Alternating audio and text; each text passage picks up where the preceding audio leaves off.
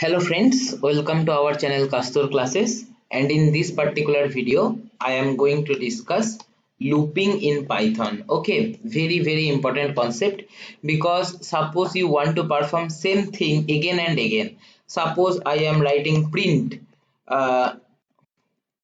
welcome to Castor classes. Okay, now I want to print this 1,000 times. So if you run this particular code only one time, it will be printed. So again you have to copy the same line and write here, then second time it will be printed. So suppose you have to print this 10,000 times, then you will be writing like this way, then it will take long time, right? So for that there are looping concept is present, and that will help us to do same kind of if we want to perform same kind of task again and again. Okay, so I am first discussing while loop. Okay, so while loop, how it works: first step is initialize one variable. Suppose I am defining I equal to 0. Now suppose I want to print this particular string, that is sentence welcome to Castor classes 1,000 times, or suppose 100 times. Okay, so I'll be writing while, then I less than 1,000. Okay, why not less than equal to? Because I am starting from I equal to 0. If I start from I equal to 1, I have to write less than equal to 1,000 to print 1,000 times. Okay, to print 100 times I will be writing I less than 100 if I am starting from I equal to 0. If I am starting from I equal to 1, I have to write I less than equal to 100. Simple, right? Then let me just copy this line for the time being and remove this.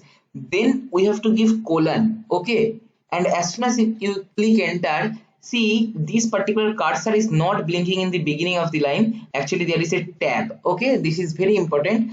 Don't remove this tab. This is indentation, very important for Python looping. Okay, then we will be writing print welcome to Castor classes. Now see, our I value is 0, and this particular loop will break as soon as this condition will be false. Now we have to change the I value, right? Otherwise, if I remain 0 only, then this loop will go for infinite time. So what we have to do, we have to update our I value. So I equal to I plus 1 I am writing, right? Now if I run the code, see 100 times welcome to Castor classes will be printed. Okay, so this is how we can use while loop. Syntax is very simple. First definition, a declaration of one variable, then while, then give the condition. Don't forget to give this colon. Then in the next line, after giving indentation, write whatever action you want to perform, then update the variable. Okay, so like this looping will work, while loop. Next loop, which is very important, that is for loop. Okay, so how for loop works? So for loop, to understand the operation of for loop, you need to know something, either string or list, then you can understand it very easily. So for the time being, just understand list is a collection, or you can say it is a data structure. Okay, so you can keep any data type in this particular list. Okay, it is defined using square bracket. Later I will discuss in detail about this, no need to worry. For the time being I am just showing you. Okay, suppose 5 comma hello comma 6 comma 10.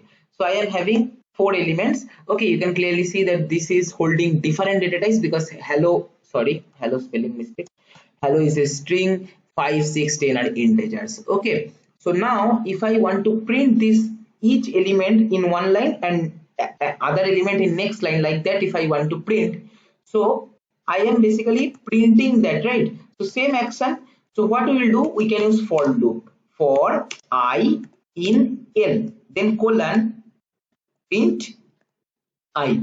What it is happening? See, I is a dummy variable which will basically taking each element of the list. Okay, so first it will take 5 value, then hello value, then whenever you are printing I, that means that particular element you are printing. If you run, see 5 hello 6 10, like that list will work for for loop will work for list. Suppose you are defining one string. Okay, so let me write suppose MATLAB. Now if you write for I in L print I, so what I will take each character of this string. See, if I run MATLAB, so each characters are printed in a new line. Okay, suppose you want to print a sequence, So for sequencing, there is a method present in Python, and that is basically range. Okay, so how it work? Suppose I am writing for I in range 0 comma 11, okay, colon, then next line print I.